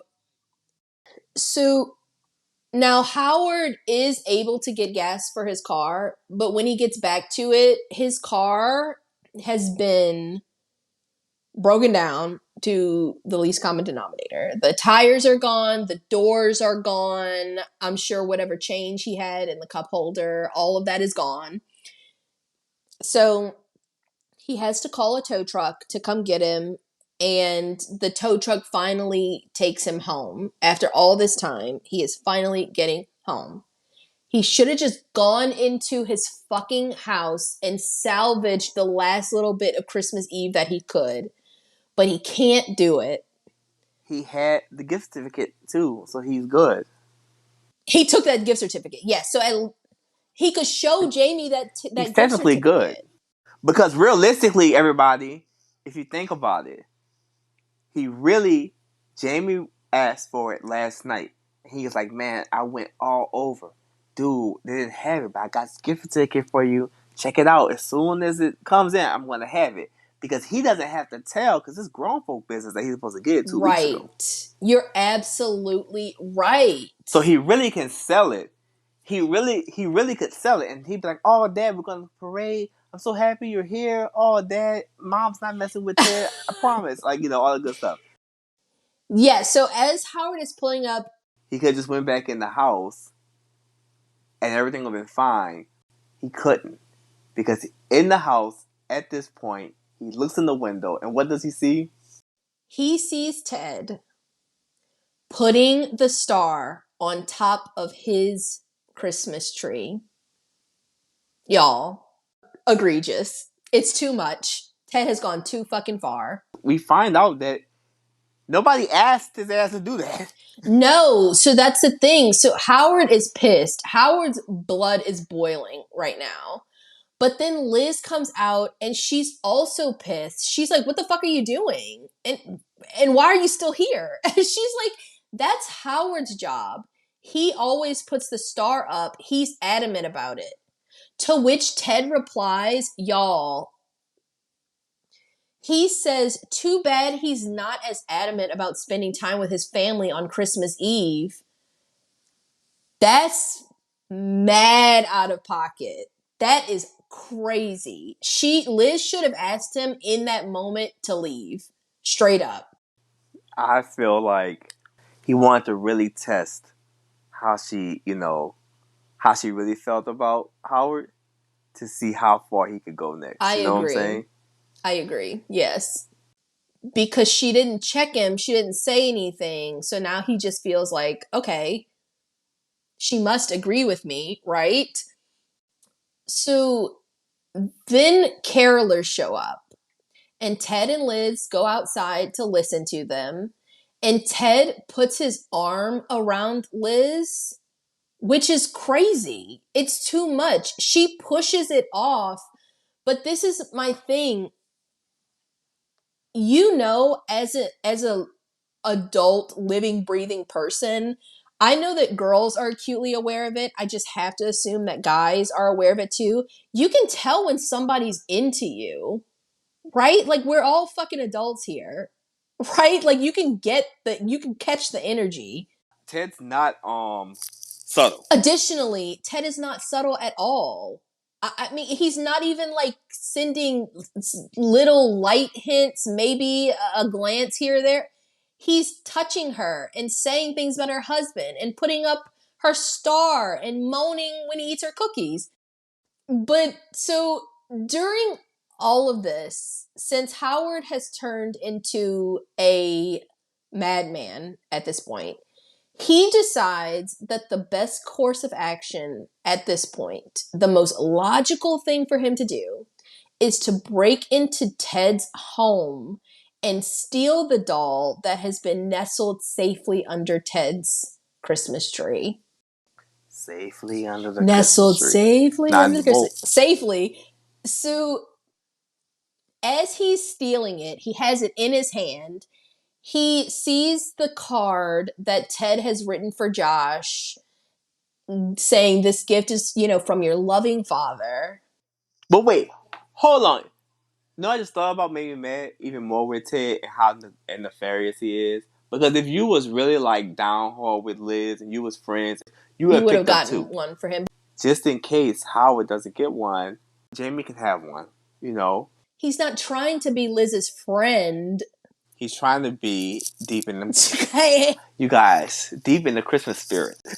this is a family episode. Howard sees the note and he has a change of heart because what he's doing is super diabolical, right? Because it's not hurting Ted. Stealing from a child. It's a child. It's a kid. That's not right. Yes, so what Howard's doing is super diabolical, and he's about to turn back and put the present back under the tree.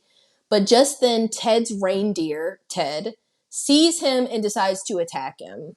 This is another really 90s hijinksy type thing because they're like running all through the house. Very, very unnecessary. It's so fucking unnecessary, but it's just piling on to Howard's already very bad day. So Ted is running through the house. The reindeer's chasing him. They're knocking over furniture and statues. And they knock over this plastic wise man that Ted has set up in this big ass fucking nativity scene that he has. And the head comes off and it rolls into the fireplace and it catches on fire. So now this is causing the smoke alarm to go off. This plastic head is on fire. And Howard has to kick it out of the window because he's panicked because he's about to burn this man's house down. And so he's caught red-handed, right? Ted and Liz come running into the house. They see Howard with this Turbo Man doll in his hands. And they're like, Howard, what the fuck are you doing? Are you trying to steal this child's present? And Howard's like, it's not what you think. Allegedly. Right? He's like, it's not what it looks like. And Liz is like, it seems like it is, though. And she's like, I told you to get that doll 2 weeks ago. You didn't get it. And now this part, I really do not like. I hate this scene. Me too. So because Liz assumes that he was stealing the present, which was true, but she didn't give him the opportunity to explain himself. She didn't give him the opportunity to tell the whole truth. It's fair, I get it. But what I don't like is that Liz then looks over at Ted and she asks Ted to drive her and Jamie to the parade. And that is really fucked up because you know that this entire day Ted has been making advances towards you. I am not one of those people that doesn't believe that men and women can have a friendship, but I also am acutely aware that Ted is not your friend. And I don't understand why you're not also aware of that. This man is not your fucking friend. He's been at your house all fucking day. What do you think is going on right now? Like, he only comes over when Howard's not home. Liz, I can't stand it. So that's the part that I don't like. Oh yeah, all that, all that. What you don't like is the most very surface level insult is that on his way out, Ted turns to Howard and he looks at him and says, He says, "You can't bench press your way out of this one, boy. Fuck you." he's a true hater. I mean, like, it's so rare to see very true to the core haters. You couldn't wait to say that. You were salivating thinking about saying that. Liz and Ted are both out of pocket in this moment. They're both extremely out of pocket. If I was Howard, I don't know. I would have had to get a few things off my fucking chest, right? Because y'all are both fucking up. And I get it. I get it. Howard has been a piece of shit. I get it. But Liz, you're wrong. And Ted, you've been wrong from jump. Since the karate class, you've been in the wrong. So now the reindeer tries to come back and attack Howard, but at this point, Howard is like, enough is enough. And he cold cocks the shit out of this reindeer right in the jaw. And I was like, that was a nice touch. A nice little 90s family movie touch. A little animal abuse. I'm about to say it's about to be some real abuse because no more does he punch the thing, he then gives it alcohol. Right. So he's like, well, now that the reindeer has settled down a little bit after fucking rearranging his jaw, he takes the reindeer out back and they're sitting and they're sharing a beer together. So he's pouring beer into the reindeer's water bowl. The reindeer's lapping it up and they're just like lamenting together because Howard has really sunk into a very low place, obviously. But as he's sharing a beer with this reindeer, he looks over and he's sitting at the clubhouse that he'd built for Jamie the year before, which Jamie loves. And he sees that Jamie drew a picture of his family with Howard right in the middle, and they're all smiling, they're all happy. And he decides that he owes it to Jamie to make it to this parade and make it right. Gives the reindeer the rest of the beer. Now, there is a ton of traffic, but Howard is determined. Now, at the parade, the kids get out while Liz and Ted go and park the car. And it's at this point that because Liz has given no signs to point him in a different direction, Ted is like, well, I feel like I can just go full speed ahead and just try to fucking seduce Liz. So he tells her that she deserves better and that he takes the time to remind her that he's a very eligible bachelor. And so he's saying that Liz can't deny their feelings for each other. And Liz seems very confused that there would be feelings between them. And I'm like, Liz, this entire movie, you have not shut down any of his advances, and you literally just chose him over your husband in front of your husband. You've been letting him talk shit about Howard all day. What do you expect? Like, I'm like, is she stupid or just like totally clueless? I don't understand. She thought that she never gave him any reason to think that because she's never like done anything overtly like affectionate. She hasn't like smiled at him or given him a hug or kissed him. She hasn't done anything. But she's not an But idiot. is she not an idiot? Because why didn't she go buy that damn doll? I'm not here to be on some red pill shit. But what does she? What? Why couldn't she get the damn doll? She knew he wasn't going to get the damn doll. She knew she knew he wasn't going to get it. So giving him that task was just silly. It was a silly, silly thing. On Christmas Eve, you knew he didn't have the doll. At that point, you should have just been like, "Look, real talk, 100%. Nobody's mad. I know that doll's not at your office. He asked for it last night.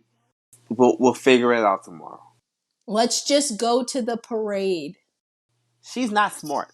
Well, we know that she's not smart because so we're gonna fucking get there. Oh yeah. So as Ted is putting the moves on her, Howard is just walking up and he sees this happening and he starts to run towards them because at this point there's no longer any denying that Ted needs his ass beat. Right? The level of disrespect at this point has gotten I mean, I'm drowning in the disrespect here. It's unattainable. That's the word we're going to use. But as he's running over to give that much needed ass whooping, he runs into fucking Officer Hummel, who really should be in a hospital. Who's stalking him? At this point, I should file a restraining order against you.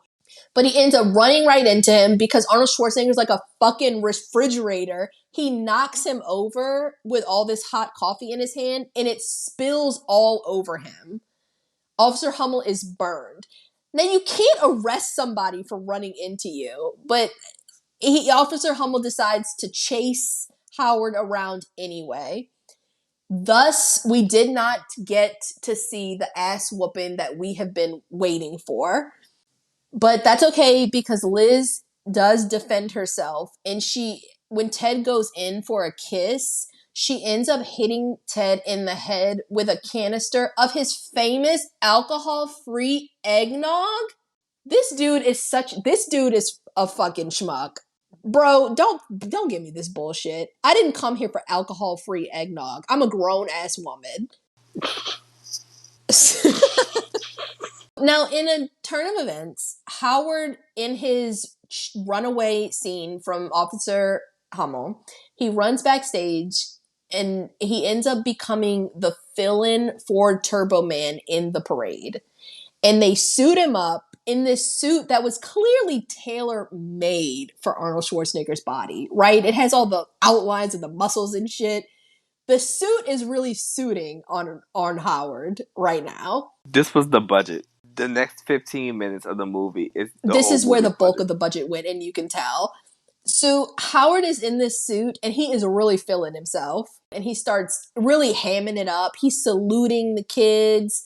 Now, in an additional turn of fate, as Turbo Man, Howard is able to select any kid from the crowd to get a special edition Turbo Man doll. And if we've learned anything from Hollywood, it's that nepotism is king. Because Howard is like, of course I'm giving this to my son Jamie. Jamie! So he is searching the crowd. Y'all, Howard is an Austrian man in the middle of fucking Minnesota. When he calls out Jamie's name, like at first they're like, is he pointing at me? I don't know if he's pointing at me. They turn up his mic. He yells out, Jamie! So I was like, maybe Jamie isn't old enough to recognize, I don't know, his dad's fucking face and voice, but surely his fucking wife should be able to recognize his fucking voice, right? You thought so. She doesn't. And this is why we're like, oh, well, Liz just must not be smart. She just must not be bright. Because he elongates. Jamie. It's so clearly fucking Howard. Jamie! I don't think there's anybody else in America that wouldn't recognize, like, oh, is that Howard Langston? Liz doesn't. Neither does Jamie. I'm his number one customer. Oh, stop. I recognize that voice anywhere. So The Jamie runs up onto the float and they have this very touching moment that is unfolding right before us. How did you know my name? I know. Howard is probably like, damn it, he is going to be a postman. Because Jamie still does not recognize Howard, his own fucking father, when he's standing 3 feet in front of him. And yes, Howard is wearing a Turbo Man costume. But y'all, the Turbo Man costume consists of a see-through visor. This is not a mask. I don't want you to confuse. He is a 6-year-old boy. But Liz doesn't recognize him either. I do not want you to confuse the people. He is not wearing a mask. This cannot reasonably. He might as well have just been wearing like see-through sunglasses. Well, just as Howard is about to tell Jamie that it's him, his father, in this Turbo Man suit, Myron, who has stolen his own costume, he has presumably killed a man and taken his clothing. That man was supposed to be Turbo Man's arch nemesis, Dementor, who is supposed to jump on the float. They're supposed to do this choreographed fight and everything. Well, no. Now it's Myron. He jumps on the float and he tries to snatch this toy from Jamie, who is a 6-year-old child, and it's unhinged behavior. But Jamie is half Mr. Universe, so he kind of is like holding his own. He does. You're right. He will not give up this fucking doll. Remember, he's going to grow up to be Darth Vader, so it's like he kind of has the move starting off. Right. Now, Myron is getting really close to Howard's son, right? Howard really should have, stepped between them. He's trying to reason with Myron, and I feel like up until this point, every single word that's come out of Myron's mouth should be an indicator to you that this man cannot be reasoned with, right? This man is insane. He's actually not a postman. He's just, he stole that truck. So right before he gets into this fight with Turbo Man, he pulls this line, "Ta-ta, Turtle Man." And I was like, damn, why are you trying to play him? So they end up getting into a fight, right? So the whole scene is playing out just like the cartoon that Jamie had watched in the beginning of the movie. They both start fighting, and they're using these very realistic, very expensive gadgets, which, like, why would they have these for a parade, right? Like, the movie clearly spent some money on these fucking gadgets. And now Myron has completely lost it at this point, and he ends up chasing Jamie on top of a building, and he corners him. And everybody is just kind of watching on, really not doing anything to help this child. They're saying things like part of the show, but it's like, remember, he randomly picked Jamie.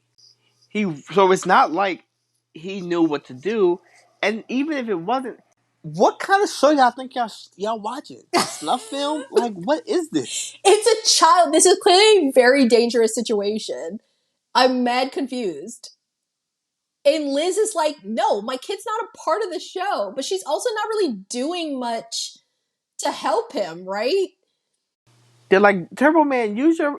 They're just saying all kind of dumb stuff. And people need to be like, y'all, shoot this dude. This man is trying to kill this child.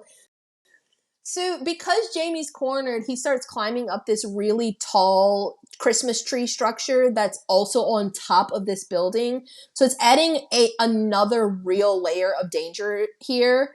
And nobody's helping. Howard, they're just screaming to Howard, use your jetpack, which should not work, right? It's a fucking parade. It's a fully functioning jetpack. Y'all, oh my God. This scene was so fucking silly. It's just oozing 90s silliness.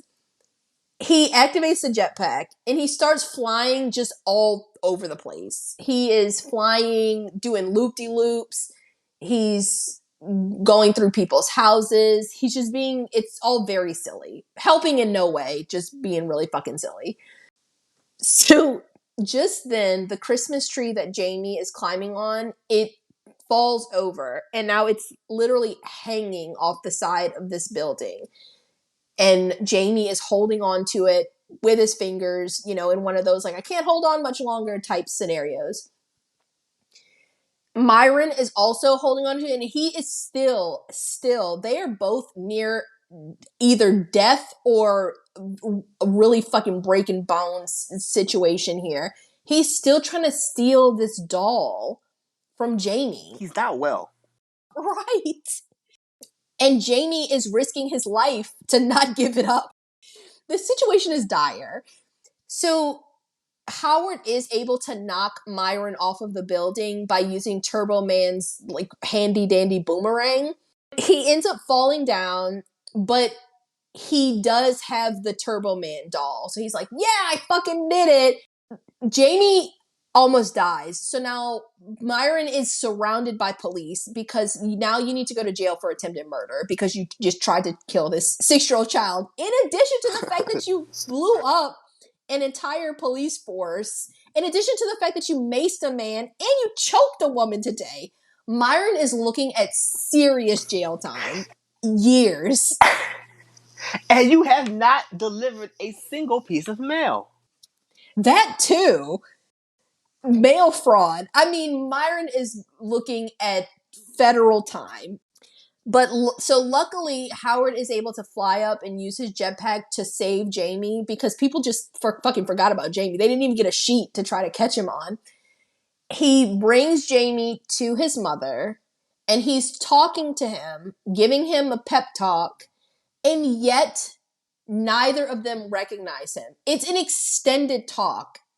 And Arnold's accent is accenting. It is serious. And they're just both like, wow, thank you, Turbo Man, you total stranger. Right. So then it isn't until Howard takes off his mask, that's not even really a mask, and reveals himself to be Jamie's father, that they even recognize him. And I am so fucking confused by this. But it's at this point that Liz is like, oh, now I remember why I married you. Howard, you're fucking hot. She is about to forget all of his past transgressions because she's like, as long as you can take that fucking Turbo Man suit home, it's fine with me. So it's a happy ending for the Langston family. Myron is on his way to go serve these hard years in prison, but in a beautiful turn of events, Jamie runs up to Myron, who's been taken away by the police, and he gives Myron the special edition Turbo Man doll so that Myron can give it to his son. And he says that he doesn't need the doll because he has the real Turbo Man at home. And it is a very beautiful moment. And Myron thanks him. That's what she said. Liz was like, shit, me too. It's a very beautiful moment. Myron thanks him. Everybody cheers. They give Howard that heroes on the shoulder kind of hip hip hooray carry off, and everybody has just forgotten that Howard has been a piece of shit for the past 6 years. It's all forgiven because he looks so good in this suit. So then the end credits start to roll, and we actually get a post-credit scene. In the post-credit scene, the family is finally back at home. Howard is putting his star on his tree. They're eating their cookies. Everybody's happy. And then Liz says, everything you went through today for Jamie shows him you really love him. And if you're willing to go through all of that for him just for a present, that makes me wonder, what did you get for me? And then Howard looks at the camera wide-eyed and the camera like pans in on him. And then the movie ends because he didn't get his wife anything for Christmas. He's only been a changed man for like an hour. And that's how the movie ends. First of all, he kept the suit. That's the present. That's right. That was the present. So, shockingly, The Rotten Tomatoes for this movie is a 20% critic and only a 39% audience with 100,000 ratings. And y'all, I'm shook. I would think that this movie would at least have a 50%. People just don't like this movie, apparently. I'm shook. Y'all don't like this movie? What do you want from a Christmas movie? It's a 90s Christmas movie. It's just like supposed to be fun. I was reading those reviews, and what it seems is like people were hating on Arnold because this was like his comedy era where he was doing, Twins, Kindergarten Cop, Junior, and people were like, this is lame because it's Arnold, you need to be doing action, I love family comedy Arnold. It has a 5.7 out of 10 on IMDb with 112,000 reviews. And I was like, y'all are tripping. Y'all are stupid. But for some fun facts, so there was a lot of like back and forth about who would be cast in this movie. I think they always knew that Arnold Schwarzenegger was going to be cast, but there was a little bit back and forth about Myron's character, Phil Hartman's character, even the character that played Booster. There was some back and forth about that. But the producer, Chris Columbus, originally wanted Joe Pesci to play Myron, which is insane. I feel like Joe Pesci would have made it too serious. It would have taken a different tone. And too Home Alone. That too. So, but he was ultimately kind of deemed too short to be kind of next to Arnold. Because remember, there are times when Myron and Arnold kind of get into it, right? Back and forth over this doll. They're pushing each other. And that, Right. I feel like Sinbad's definitely a lot more like Arnold Schwarzenegger in stature. Right. It would have looked weird. I agree. And it probably would remind people of twins. Exactly. Yes. I think that is something that the producer pointed out, was that this is like, fresh off of Twins. It just people would have been like, what am I watching here? I'm not understanding what's going on. So before selecting Phil Hartman, Tim Allen was actually the top pick to play Ted.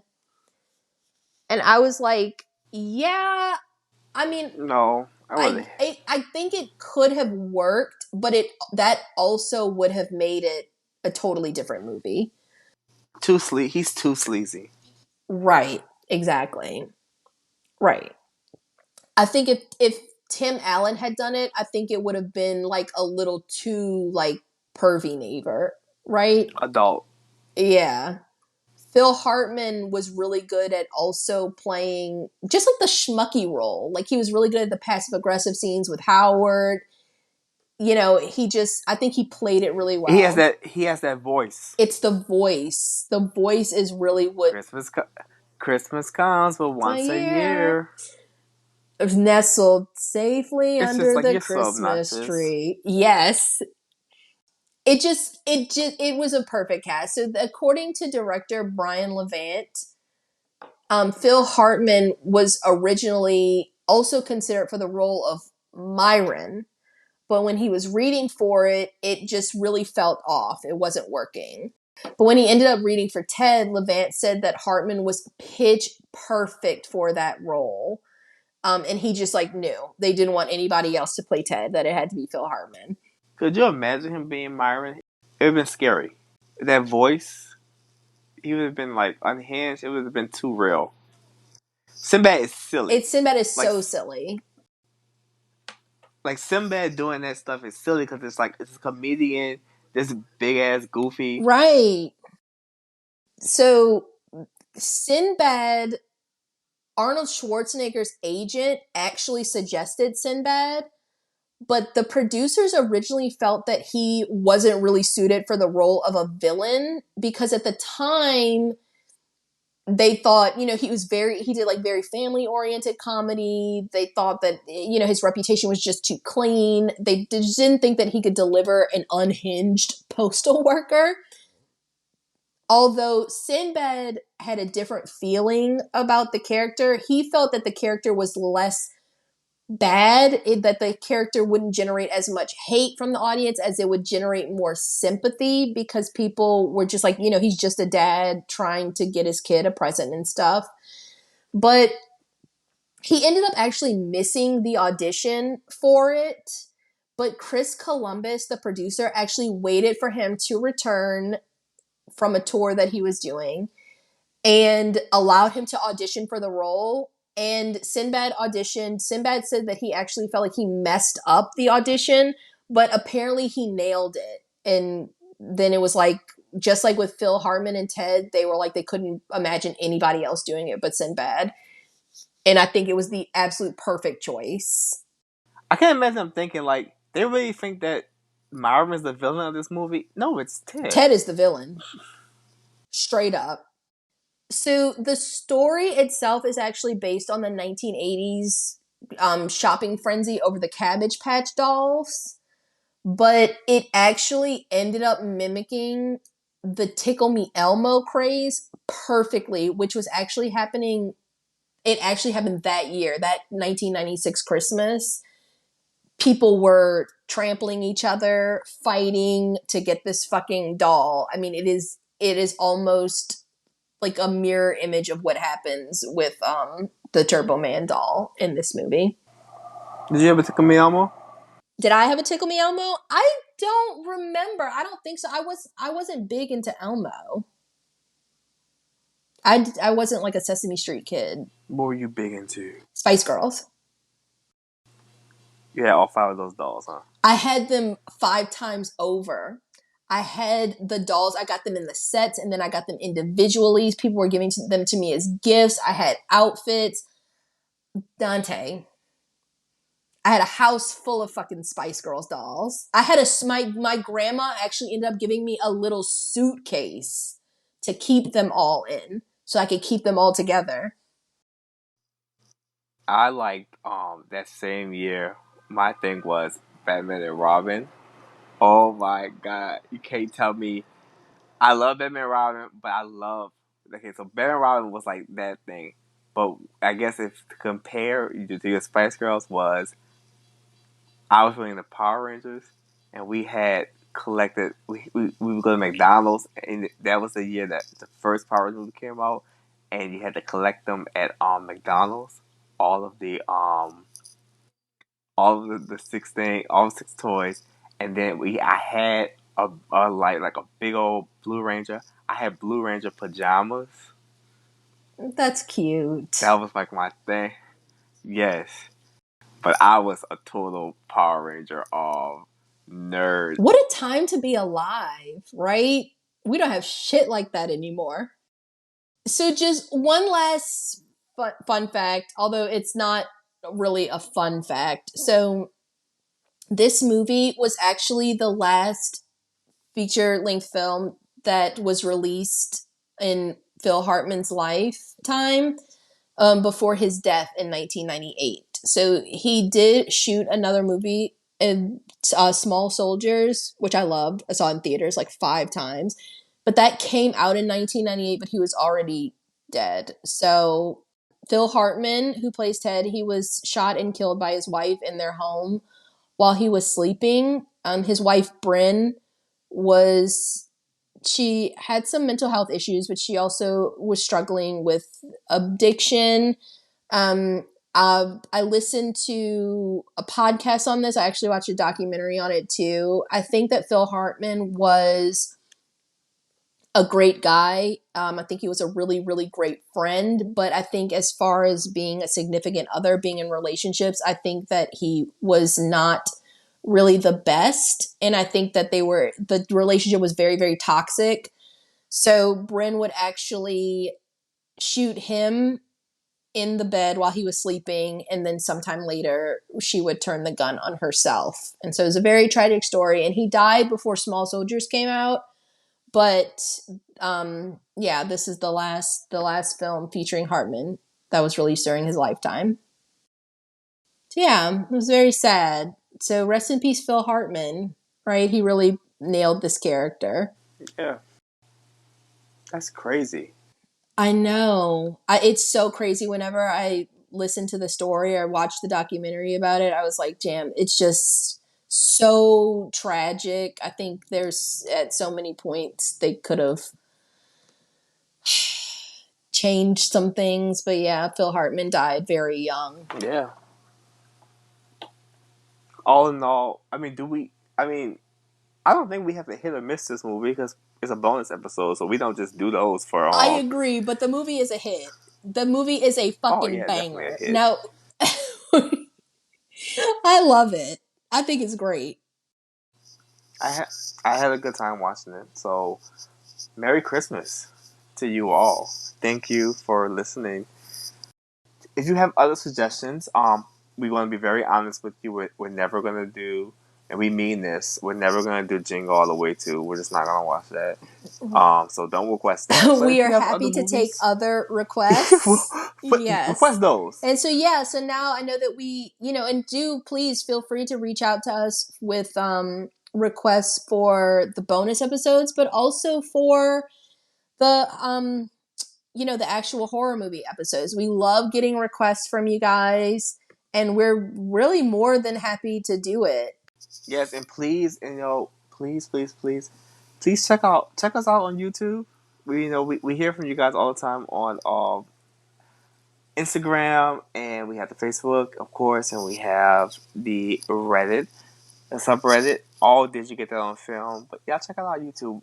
Leave a review on Spotify or on Apple, so wherever you're listening to it, just leave a review for us. Rate it. It really helps. It makes us feel really good about ourselves. And we love that. And then if you guys, you guys can always reach out to us on social media. We are very, very active, especially on the Instagram. You can always direct message us. But for anybody that doesn't use social media, we can be reached via email as well. It's just, did you get that on film at gmail.com. And, if you want to give us feedback, you can do that. If you want to request movies, you can do that. If you just want to say hi, we are always down to chat, So yeah, just give us a like and a follow. And I guess Merry Christmas, everybody. Enjoy your holiday season. Enjoy your time with your family and your gifts and just the cookies. And then for all of our listeners that don't celebrate Christmas, I know this is a Christmas movie, but happy holidays. Until next Until next time. time. Bye.